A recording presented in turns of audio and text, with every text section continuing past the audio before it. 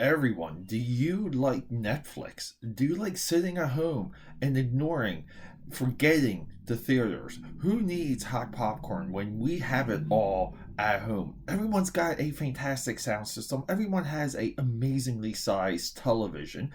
We can do it all at home. And guess what? Netflix is delivering because we have a movie. Triple Frontier. It took me triple times to watch this movie all the way through. Every single time I tried to watch this movie, something happened. Oh, is that the problem with watching movies at home? And we're back. Thank you for joining me. Now, I've been debating if I should redo my intro or a little bit of my approach. It could be coming, so be on the lookout for that. But real quick, before we dive into this movie, and I feel like I have to, just because I just feel like there's zero discussion and zero commentary on this movie. And this is also why I'm so committed to doing like runs, almost like a these like trials, because like I want to soak into not just like a stream of content, but I want to soak into like an overall idea, or like in this case a studio's vision for what content is. And that's Netflix is approaching content with a vision. Now, we always had like Hollywood is escapism when it comes to movies. Like that was always the approach. Now the approach is to literally make you addicted, just so when that automatic bill comes in, when you get that email pop up on like the 5th, the 6th, and ninth of every single month, whatever day it is, when you get that notification, your Netflix bill has been paid, you don't get upset. That's really what they're trying to do. No one, like we had ABC, CBS, NBC. They pretty much had, like, even now they have to stay on air through law. Like they're a national broadcast. So the counter to that at one time was Fox, the WB, and like Paramount Network or the CW, where they got nothing but young ideas, young talent, and they did nothing but take risks, and they kind of destroyed the major three networks in a lot, like in a lot of categories. Now there's a reach that the major networks always had because by law they have to operate. They're just like the post office. They cannot go out of business. They're national like security essentials, right? National security. So next time you watch ABC, think about that. So Netflix is taking this approach by being like part ABC and like even like part Warner Brothers or Fox, the early years of those networks, meaning that they're trying to make relevant content now, something exciting, something that can be discovered down the road, and things that do last. They're not into these short pops. Now, there's a little bit of discussion when it comes to their strategy for a TV show. But we're talking movies here, and Triple Frontier does it. I mean, like, this is why you soak in a stream. Like, this is why you jump into a theme, okay? Because I don't think I would have went back to watch this movie unless I was kind of just saying, like, what are the Netflix movies to discuss, and why should we be discussing them? I remember this movie just coming out, it got attention, and then it just went away. Mostly got attention because of Ben Affleck. Ben Affleck is coming off of his Warner Brothers Batman debacle, which he really should have written and directed and starred in his version of, we'll just call it the Zack Snyder Batman. Even now, with the Justice League Snyder cut, the magnification of Ben Affleck, it's crazy. And the people that don't honor that Ben Affleck is funny, he's charming, he's witty, he's everything a leading person should be when it comes to movies. He doesn't have like this, like these chiseled hard looks, okay, like Charlie Hunman, who's also in this movie, right? Like, it doesn't. But this movie's stacked, and it has Ben Affleck, and Ben Affleck plays a character against his type. Now, We have Oscar Isaacson, who somewhat plays a character to his type. We have Pedro Pascal, who is now becoming a character actor. He's becoming the next big character actor. Jared Hudlin, playing on type. So everyone plays on type, but we have a stack cast. And we have, here's the thing. I want to talk about J.C. Chandor, but the real star of all of this is Mark Boal. He's our co-screenwriter, but I'll say he's our screenwriter because every once in a while we get like what I would consider like a new John Logan. John Logan is a highly intelligent like writer. Okay, God bless John Logan for not trying to direct a movie. Okay, because so many screenwriters fall down that path. John Logan knows his lane. He has his collaborators. He's a go-to guy, and he essentially, I mean, like, honest to God, the guy always delivers.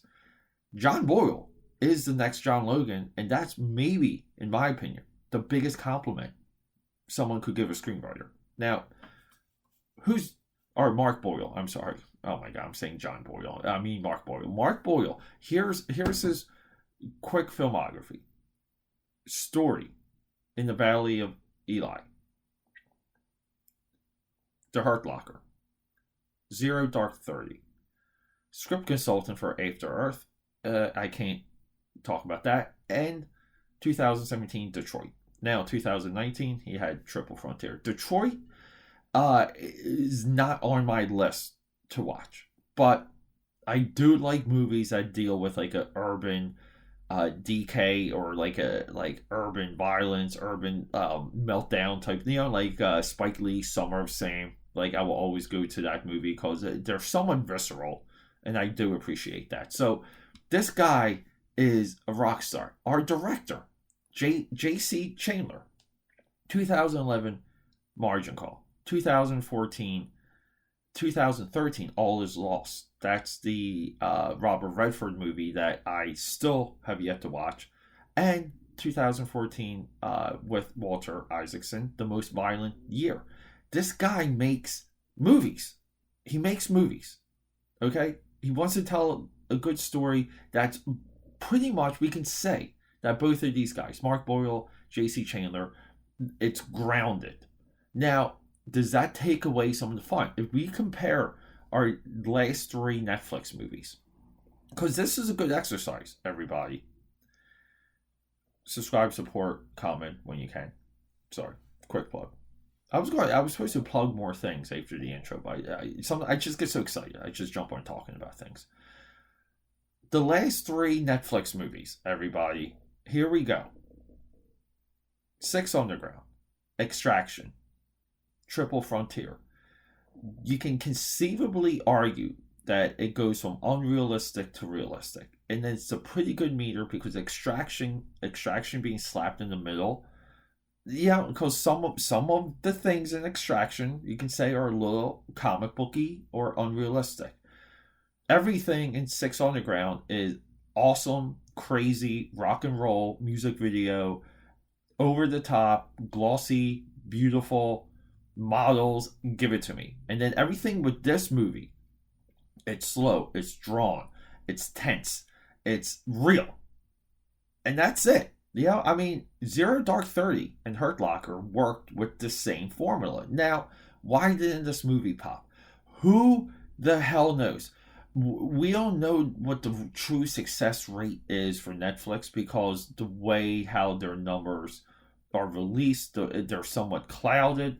Whatever, okay? But it took me 3 times. This movie, when I finally got through this movie, it blew me away. I loved it.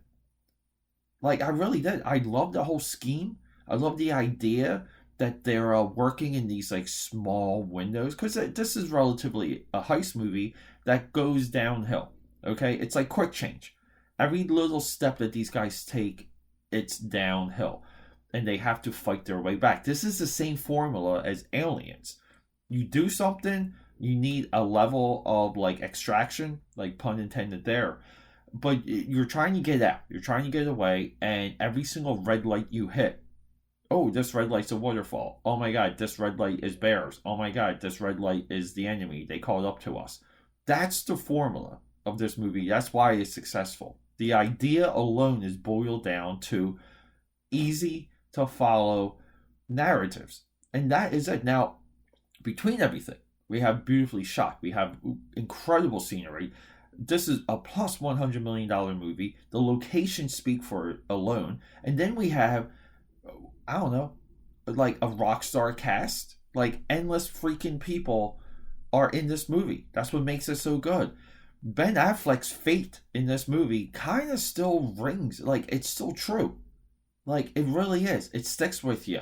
The heist is awesome.